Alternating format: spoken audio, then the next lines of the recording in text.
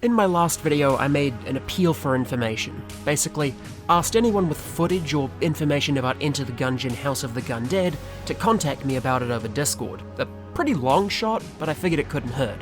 Regardless, I didn't expect much. Within a day, I was contacted by a user going by Luigi101, who generously provided me with footage of the entire game, beginning to end.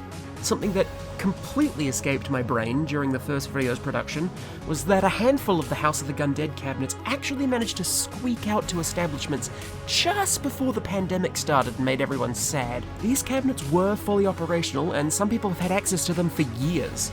Luigi10 spied one such elusive specimen at a barcade local to them, and was kind enough to make the journey to provide the most comprehensive overview of the arcade game. Huge thanks to them, they made this video possible. Fair warning, you can see reflections of other games in the barcade on the screen in this footage, so just ignore that and quit your bitching. In a similar vein, the ambient noise of the barcade drowns out any music from the cabinet, so I'm just going to be replacing the audio track with Gungeon OST, probably. Now, I want to go over as much notably as I can from this cabinet, spoilers, obviously, and I especially want to rectify any mistaken assumptions I made in the first video. To organize this one more than the last one, I'm going to split it into several segments, starting with the story. The story we were shown in the trailer was a lie. A filthy, dirty, crab-smelling lie. The rat has nothing to do with this game, as we're able to see in the opening cutscene.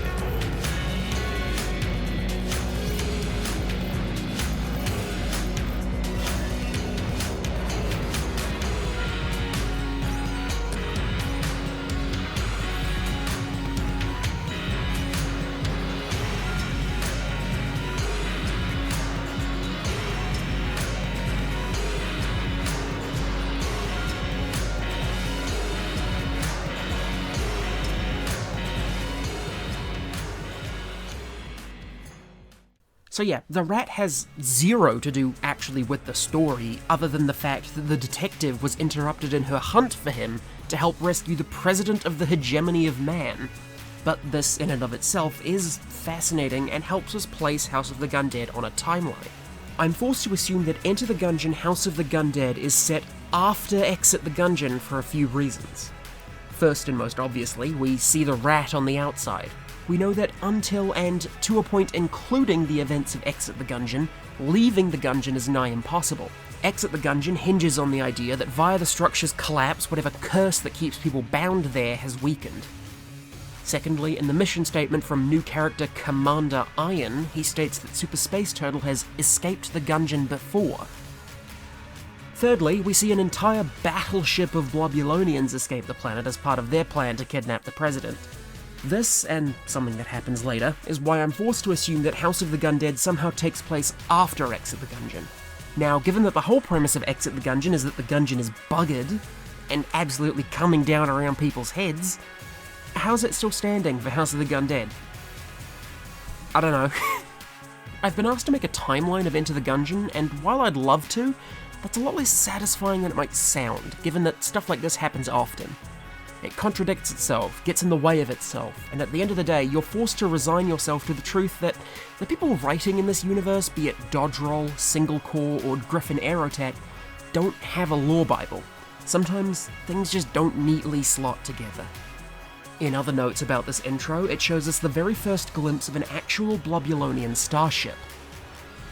For anyone who hasn't watched my video all about blob lore, the Blobulonians were a warring race of viscous aliens who attempted to conquer the galaxy, until their numbers were decimated by a galactic winter. The survivors fled to the Gungeon, presumably in the very starship that we see re-emerging at the beginning of House of the Gundead. They are likely leaving their holdout within the Gungeon now that the option is available in an attempt to re-establish galactic supremacy via guerrilla warfare against the hegemony of man. Speaking of the hegemony of man, we get to see a glimpse of a place called the Hegemetropolis, a city skyline stretching out as far as the eye can see. Whether this is a city or a planet is unknown, but given that the hegemony of man is inspired by the Empire from Star Wars, the likelihood of Hegemetropolis being a city-planet is high. As for the president of the hegemony of man, well, it would seem as though in the intervening years between that fateful day at Nightclub Confession and the events of House of the Gundead, the Black Stash managed to climb the ranks of political office to eventually become president of the hegemony. Quite an upgrade from a simple magistrate. Also, Black Stash is his full legal name apparently. B. Stash. President Stash. Or I guess Stash? Americans, we have mustaches. It's the Black Stash. I'm American. Stash. The character of Commander Iron, the plot of rescuing a kidnapped president, and the line, "Are you a bad enough dude to rescue him?" are all references to the 1988 NES game Bad Dudes.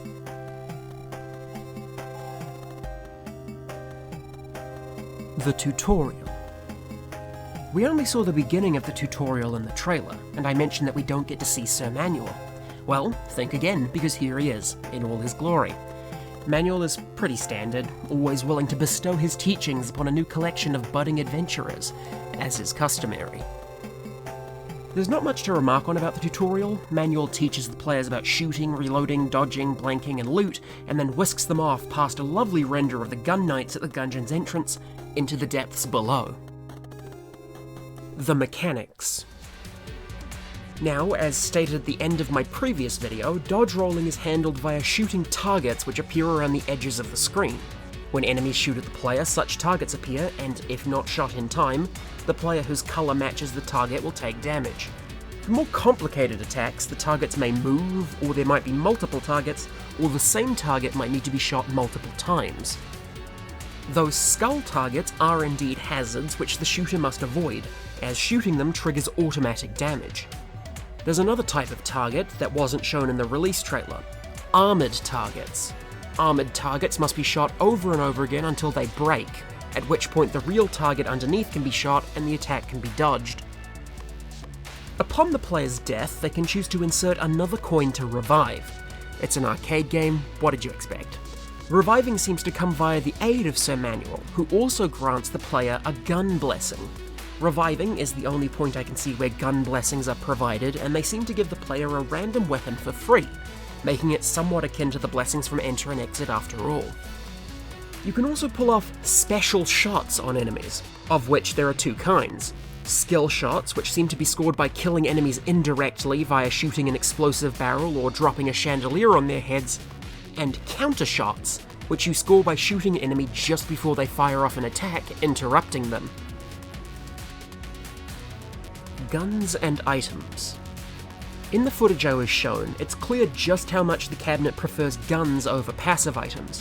While oiled cylinder, +1 bullets, which has been moved to the A tier, and heart holster, which has been moved to the S tier, do appear, guns are exceedingly more common, which makes sense, as to accompany the game's more arcadey feel, guns are permanently disposed of once emptied.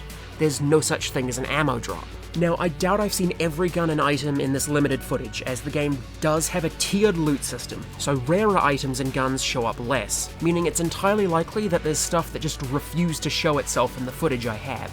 This is a good time to mention that I'd still absolutely love any footage anyone might happen to have of things that aren't covered in this video. In regards to returning weapons, I've observed the pitchfork, membrane, AK-47, which has been moved to D tier, regular shotgun, Jolter, which has also been moved to the D tier, Voidcore Assault Rifle, Hammer, which has been moved to the C tier, Grenade Launcher, Phoenix, Laser Lotus, Plague Pistol, Void Shotgun, which has been moved to the A tier, Vulcan Cannon, Glacier, and Shock Rifle. The Magnum also makes an appearance, renamed to Hand Cannon, likely due to Magnum being a registered trademark of Smith & Wesson. As for new weapons, I observed the following. The Auto 9, as mentioned in the first video, with the flavor text Your Move Creep, and present in the C tier. The Auto 9 is a 3-shot burst fire. The Goozy, a sticky-looking, fully automatic C tier pistol which fires globs of poison, with the flavor text On the Tin. The M16 Below, a frozen, fully automatic rifle in the A tier, which fires freezing bullets, with the flavor text Stay Frosty.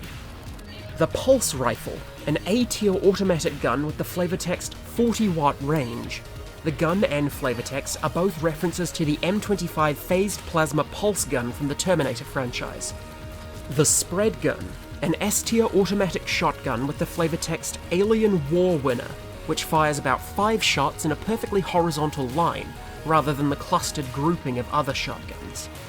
The Heavy Blaster, a D tier semi-automatic laser blaster with the flavor text Shoot First, clearly based on Han Solo's DL-44 laser blaster from Star Wars. Interestingly, this gun seems to have infinite ammo for some reason. And the Flak Gun, an S-tier semi-automatic gun with the flavor text Monster Kill.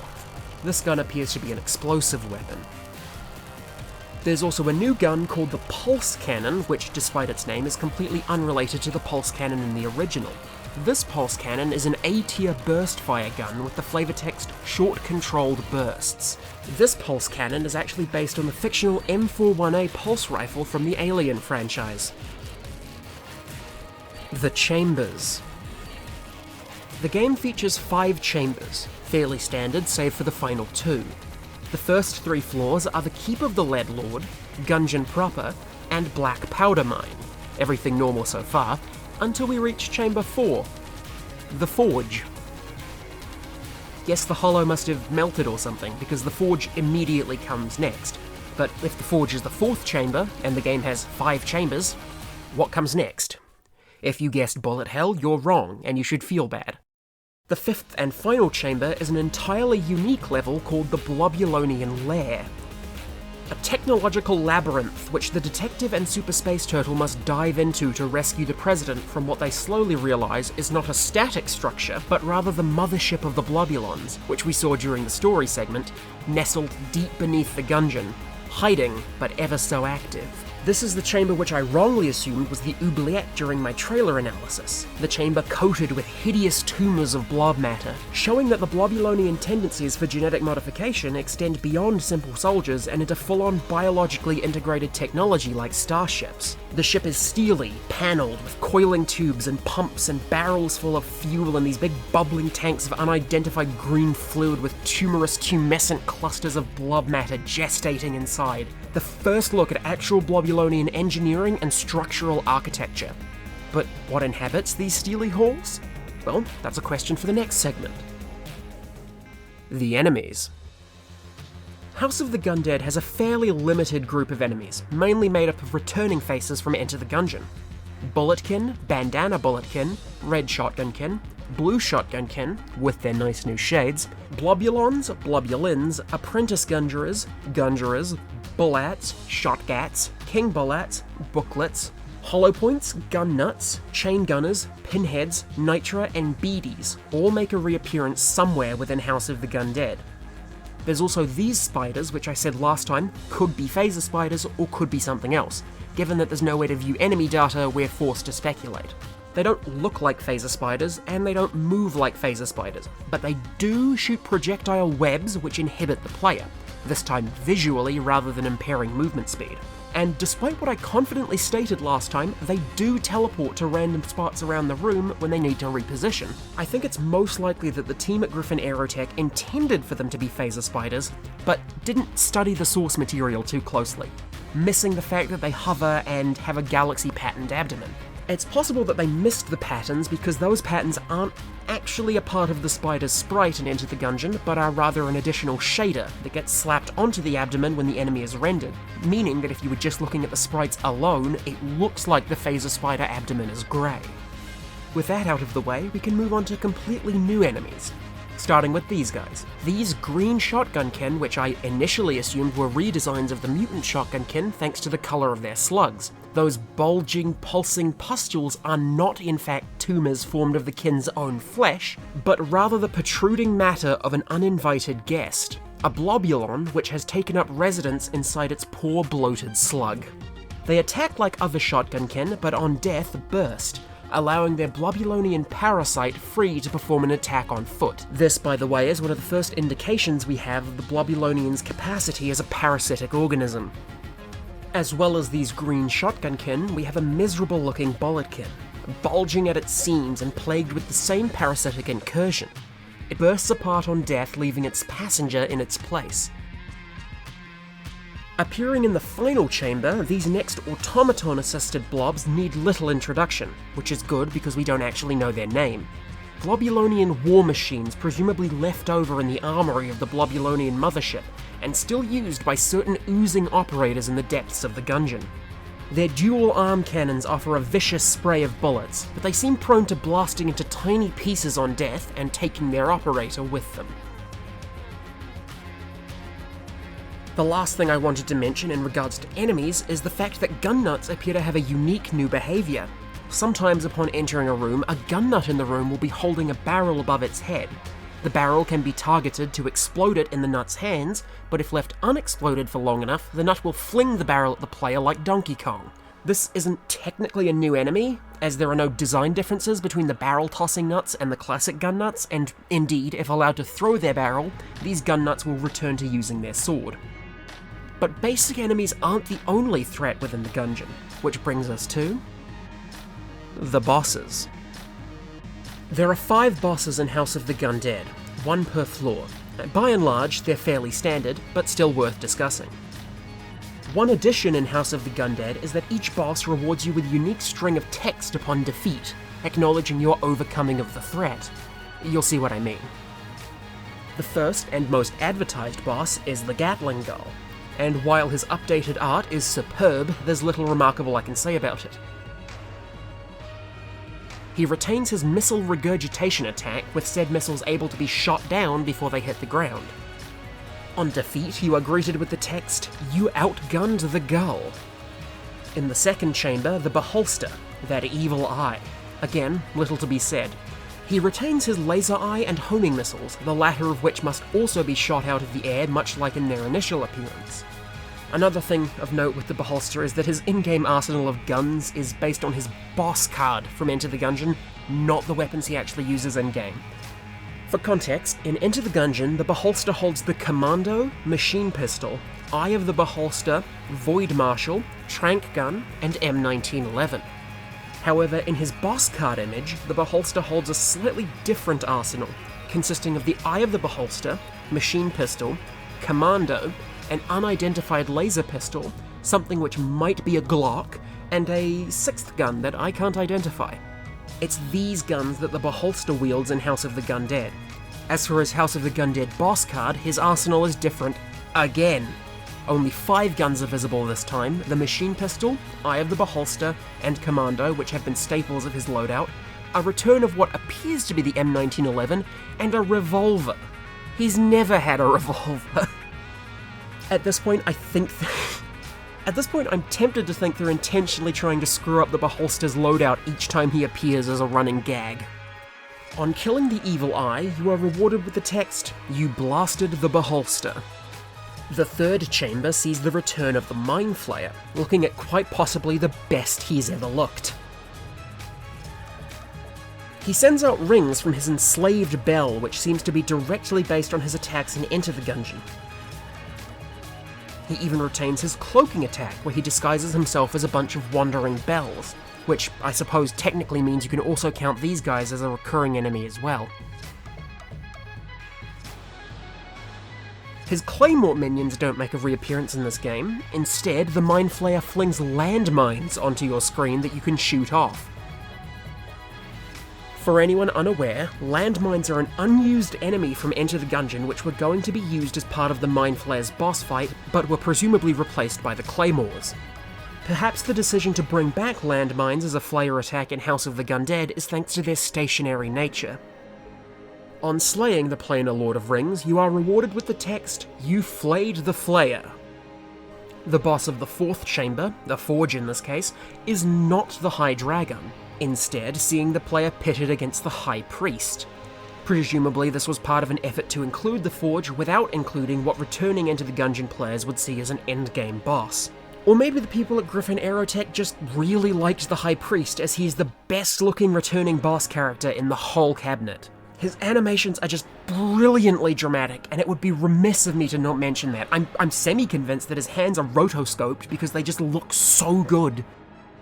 His attacks are fairly mundane, but his ability to throw glowing skulls returns from Enter the Gungeon, coupled with a beautiful looking Hadouken animation from the Priest. This might be intentional, might not, but the Priest being in the Forge actually seems reminiscent of the original animated trailer for Enter the Gungeon, which depicts the High Priest in the Forge appearing in front of the dragon. On disposing of the first of the Order, you earn the text, "You pulverized the Priest." Now the final chamber. What boss could lurk in these depths? The Blobulord, perhaps. No. Something more dangerous. More viscous. The boss of the Blobulonian lair is the Blobulonian Queen, monarch of the Empire, ruler of that once great army which threatened to bring the galaxy to its knees. We've heard tell of Blobulonian kings in the item descriptions of Enter the Gungeon, but this is the first time we've ever seen one in the flesh. Her body is less of a smooth, singular blob, but rather a large fused mass of Blobulonians with purple interconnected tissue holding them together. She also has metal implants or gear in the form of two large howitzers and her unsettlingly human mask, made out of gold or maybe brass. And speaking of unsettlingly human, take a look at that kisser, baby! A face only her innumerable adoring peons could love. Although, is that really her face? Because while this vile mass is clearly in some way the Queen, hence the boss's name, what part? Unlike basic Blobulonians, who are individual entities before they subdivide, these blobs have clearly been artificially fused together into a massive lumbering construct, leaving open the question, which one is actually the Queen? The obvious answer is the giant central one with the nose, but I've also seen people saying that perhaps this Blobulon, seen only in the boss card, is actually the Queen, with the rest of the amalgam being some sort of throne or chariot beast. The evidence for this seems mainly that the Blobulon has an expression of superiority and is actually the one wearing the crown. Ultimately, it's not immediately clear which one is the Queen, and that also sorta hinges on our human separatocentric ideas that one of the blobs must be the definitive Queen, and that Queen is not a title bestowed onto the entire amalgam as a collective entity. As for her method of attack, the Blobulonian Queen lumbers after you, chasing you down a corridor of the ship, firing massive artillery shells from her two mounted howitzers. Periodically, she opens up her giant mask, which is the only time you can damage her directly. She takes this opportunity to vomit waves of green slime at you. She also has the ability to launch Blobulons from her two central tube things, and slam her tentacles to create waves of explosions. After taking sufficient damage, the Queen becomes enraged. Her mask flies off its hinges and leaves her permanently vulnerable as she goes into her second phase. Little changes between the first and second phase attack-wise. She retains her existing abilities, but performs them faster and with more extreme vigor. On defeating the Queen, you don't get a funny boss defeat line. You instead get a glimpse at her giant, smouldering corpse, deflated like the limp body of a beached jellyfish and filled with unsettling holes. With the defeat of the final boss, that brings us to the ending. The Queen lays dead, and the Gungeon begins to collapse. Again. I don't know why. The characters didn't do anything to cause it. Perhaps this is the first collapse, and the story of House of the Gundead is supposed to occur contemporaneously to Exit the Gungeon? Either way, the building is falling down because the plot demands it. So our two heroes rush to the control room of the ship, hoping to fly it right out from under the Gungeon.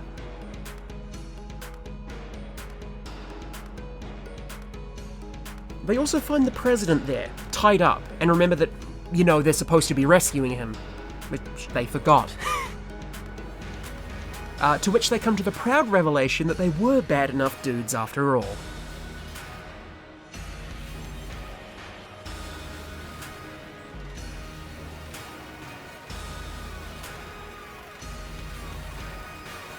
They fly the ship from Ganymede's surface, and then the planet explodes. Yeah, this is that thing I mentioned earlier. I don't know why, or if this is canon or whatever, but it harkens back to what I said earlier about the Gungeon timeline not making that much sense. So, planet dead now. If this is canon, then it is the other reason why this would have to take place after all Gungeon games. The ending of the video. So, while I was writing this script, Devolver dropped a new gameplay trailer which doesn't show anything I haven't already shown you guys, except for this bloody frozen-looking pistol thing I mentioned in the trailer analysis that might be the Colt 45, but God knows for sure. So, another thing I didn't actually notice until I was actually editing this segment is that in the gameplay trailer we also get to see this boxing glove gun show up again. We actually get to see the player switching to or obtaining the boxing glove gun in this clip.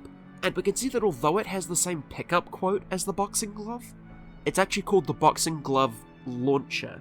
I don't know if this makes it a new gun, or do we count this as an old gun?